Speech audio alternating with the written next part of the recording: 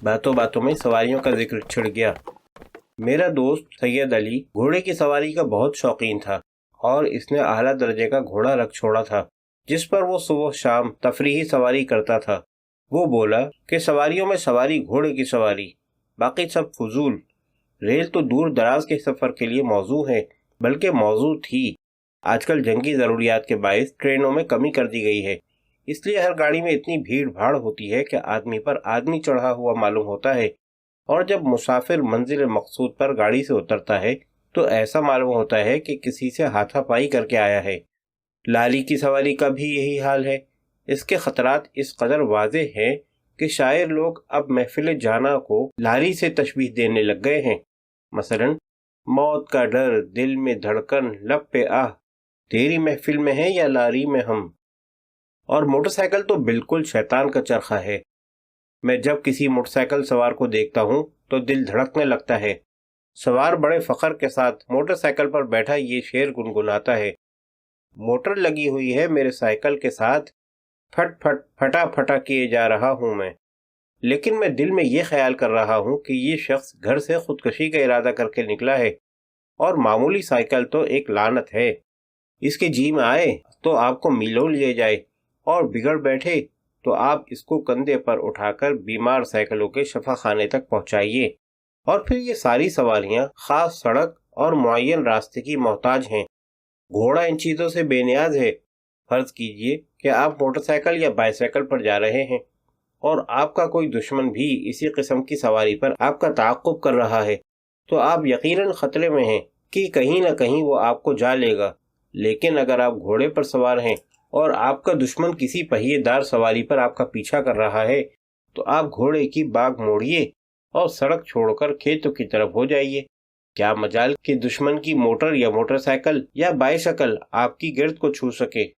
और फिर घुड़सवार के वक़ार को तो देखिए। घोड़े पर सवार आदमी ऐसा मालूम होता है जैसे शहजादा। मुख्तसर ये कि घोड़ा एक बादशाही सवारी है, बादशाही। सैयद अली की ये बातें सुनकर मेरे दिल में बड़ा इश्तियाक पैदा हो गया कि मैं भी घोड़े की सवारी सीखूं। मैं पिछली जंग के सिलसिले में एक फौजी मोटर कंपनी का बाबू था। मैंने मोटर कंपनी में रहकर मोटर ड्राइवरी न सीखी, और जिस तरह मल्लाह का हुक्का कभी ताज़ा नहीं होता, क्योंकि वो यही ख्याल करता रहता है कि दरिया में तो हूँ ही, जब चाहूँगा हुक्के का पानी बदल लूँगा। इस तरह मैं भी ये ख्याल करता रहा कि जब चाहूँगा मोटर ड्राइवरी सीख लूँगा। हत्ता कि मैं एक रिसाले में तब्दील हो गया। यहाँ आला से आला घोड़े मुयस्सर थे, लेकिन मैं वहाँ भी मल्लाह ही बना रहा और घोड़े की सवारी न सीख सका। सैयद अली की बातें सुनने के बाद मैं अपने आप को मतऊन करने लगा कि मोटर ड्राइवरी नहीं तो न सही, घोड़े की सवारी तो सीख ली होती। जब मैंने अपनी इस महरूमी का जिक्र सैयद अली से किया तो उसने कहा कि मोटर ड्राइवरी सीख के क्या करते, यही फायदा होता ना कि अगर खुदा कभी आपको मोटर कार दे देता तो ड्राइवर न रखना पड़ता। लेकिन मैं तो पहले अर्ज कर चुका हूँ कि ये सब चीजें घोड़े के मुकाबले में हीच हैं।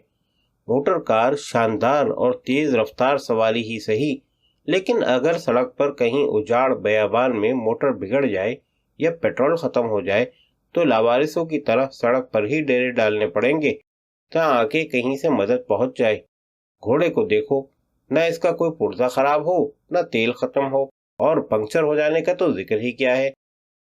इन बातों से मेरा इश्तियाक और भी बढ़ा और मैंने दिल में अहद कर लिया कि घोड़े की सवारी जरूर सीखूंगा, और वो भी सैयद अली के घोड़े पर, सैयद अली के साइज से और सैयद अली से पोशीदा तौर पर। मुझे मालूम था कि वो एक हफ्ते के लिए अपने ससुराल जा रहा है। मैंने अपना प्रोग्राम बना लिया। जिस दिन सैयद अली रवाना हुआ उसी दिन मैं इसके साइज के पास गया। मैंने उससे कहा कि मुझे 4-5 दिन में घोड़े की सवारी सिखा दो, मैं तुम्हें 5 रुपए दूंगा, लेकिन सैयद अली को इस बात का पता न चले। साइस मान गया। मैंने सैयद अली से इस बात को छुपाने का फैसला इसलिए किया था कि उसकी वापसी पर मैं ये कहना चाहता हूँ कि आ गया है बड़ा घुड़सवार, क्या हम घोड़े पर चढ़ना नहीं जानते। हमने यूं ही कसरे नफसी की थी कि हमें घोड़े पर चढ़ना नहीं आता। आओ, अगर हिम्मत है तो मुकाबला कर लो। 5 रुपए का नाम सुनकर साइस की बाछें खिल गईं। اور اس نے کہا کہ کل تیسرے پہر استبل تشریف لائیے، وہاں آپ کو سواری سکھائی جائے گی۔ میں نے کہا کہ تعلیم کے دوران میں استبل کا دروازہ بند رہنا چاہیے تاکہ کوئی دیکھ نہ لے۔ کوئی دیکھے گا تو کیا کہے گا کہ اس شخص کو ابھی تک گھوڑے پر چڑھنا نہیں آتا۔ رات چارپائی پر لیٹے لیٹے میں شیخ چلی کی طرح ہوائی قلعے تعمیر کرنے لگا۔ سواری سیکھ چکنے کے بعد ایک گھوڑا خریدوں گا اور اس پر سوار ہو کر کوچاؤ بازار میں پھروں گا تاکہ لوگ میری شاہ سواری کے قائل ہو جائیں۔ میلے پر جاؤں گا تو گھوڑے پر سوار ہو کر تاکہ گرد و نواح کے دیہات کے لوگ بھی دیکھ لیں کہ میں گھوڑے کا سوار ہوں۔ پھر سسرال جاؤں گا تو گھوڑے پر سوار ہو کر بار بار اپنے سالے سے پوچھوں گا کہ بھائی گھوڑے کو دانا ڈالا، گھاس کو ذرا صاف کر لینا، میرا گھوڑا بہت نفاست پسند ہے، اور دیکھو زین کہیں دھوپ میں نہ پڑی رہے، اس کا پالش خراب ہو جائے گا، وغیرہ وغیرہ۔ خیال کر رہا تھا کہ خیالات کا یہ سلسلہ ٹوٹے تو سو جاؤں، لیکن نیند کہاں۔ جس طرح عید کے انتظار میں نیند نہیں آتی، اسی طرح استبل کے انتظار میں میری نیند بھی حرام ہو گئی۔ بہرحال آدھی رات کے بعد جا کر کہیں آنکھ لگی اور میں عجیب عجیب خواب دیکھنے لگا۔ الف لیلہ میں پڑھا تھا کہ ایک شہزادہ آوارہ گردی کی حالت میں ایک شہر کے قریب پہنچا۔ شہر کے باہر اسے گھوڑوں، بیلوں، گدھوں اور دیگر مویشیوں کا ایک بھاری غلہ ملا۔ اس کو شہر میں داخل ہونے سے روکنے لگا، کیونکہ یہ جادو کا شہر تھا اور وہاں جو اجنبی جاتا تھا، شہر کی شہزادی اس سے ایک آدھ دن رنگ رلیاں منا کر اسے جادو کے زور سے حیوان بنا دیتی اور شہر سے باہر نکال دیتی تھی۔ یہ سب حیوان اسی طرح عالم وجود میں آئے ہوئے تھے۔ میں نے خواب میں دیکھا کہ میں گھر سے نکل کر استبل کی طرف جا رہا ہوں۔ راستے میں مجھے 20-30 گھوڑے ملے جو مجھے استبل کی طرف بڑھنے سے روکنے لگے۔ میں ان کے خوف سے پیچھے کی طرف بھاگا۔ گھوڑوں نے میرا تعاقب کیا تاکہ مجھے گھر تک پہنچا کے چھوڑیں۔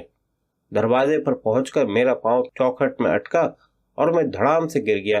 گرنے کے ساتھ ہی میری آنکھ کھل گئی۔ لا حول ولا قوت الا باللہ۔ اس کے بعد 1000 کوشش کی لیکن نیند نہ آئی، حتیٰ کہ صبح ہو گئی۔ دن گزرنا محال ہو گیا۔ تصور میں استبل، سائس اور گھوڑا گھوم رہے تھے۔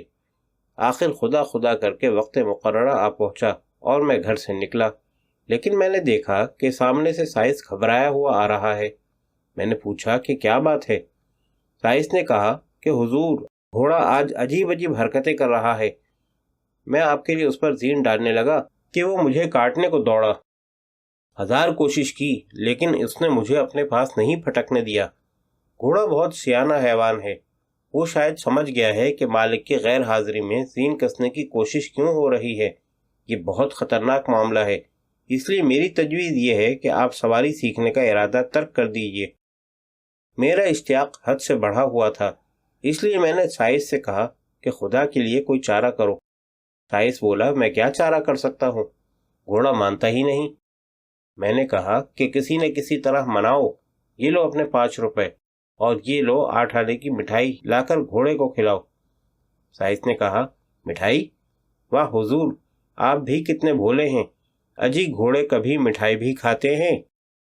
میں نے کہا کہ اور کیا کھاتے ہیں؟ سائس نے جواب دیا، کیلے، سنگترے، سیب، انگور، ناشپاتی وغیرہ۔ میں نے 5 روپے کا ایک اور نوٹ نکال کر دیا اور کہا کہ جاؤ اس کو پھل کھلا کر راضی کرو۔ سائس نے نوٹ تھام کر کہا کہ اب یہ معاملہ کل پر رکھیے۔ راز پھر قیامت کی رات آئی۔ میں سوچنے لگا کہ اگر گھوڑا پھل کھا کر بھی نہ مانا تو کیا ہوگا؟ سواری سیکھے بغیر گزارا نہیں، بلکہ زندگی نہیں۔ گھوڑے کو دفتن کیا ہو گیا؟ کیا وہ سمجھ گیا ہے کہ میں سواری کے معاملے میں اس کے مالک کو چیلنج کرنے والا ہوں؟ دوسرے دن سپہر کے بعد استبل میں پہنچا۔ سائس گھوڑے پر زین ڈال چکا تھا۔ مجھے دیکھ کر بولا کہ حضور، پھل کھا کر گھوڑا خوش ہو گیا ہے، اب بے تکلف چلے آئیے، وہ کان تک نہیں ہلائے گا۔ میں قریب گیا اور سائس بولا کہ اسی رکاب میں پاؤں رکھ کر سوار ہو جائیے۔ میں نے کہا، یہ نہیں ہو سکے گا، کوئی سیڑھی لاؤ۔ سائس نے بہتیرا سمجھایا، چڑھنے کی ترکیب بتائی، لیکن میں نے سیڑھی پر اصرار کیا۔ چنانچہ سائس سیڑھی لے آیا اور گھوڑے کے ساتھ لگا دی۔ میں سیڑھی پر چڑھنے لگا۔ میرا بایاں پاؤں سیڑھی کے سب سے اوپر والے ڈنڈے پر تھا اور دائیں ٹانگ گھوڑے پر کہ گھوڑا چل پڑا۔ میں ایک لمحے تک ہوا میں معلق رہ کر سیڑھی سمیت زمین پر دھڑام سے گرا اور میری ٹانگ کو ایسی ضرب آئی کہ سائنس نے مجھے اپنے کندھوں پر اٹھا کر گھر پہنچایا۔ 1 مہینے تک بستر پر پڑا رہا۔ اس عرصے میں سید علی میری خبر لینے آیا، پوچھنے لگا کہ چوٹ کیسے آئی؟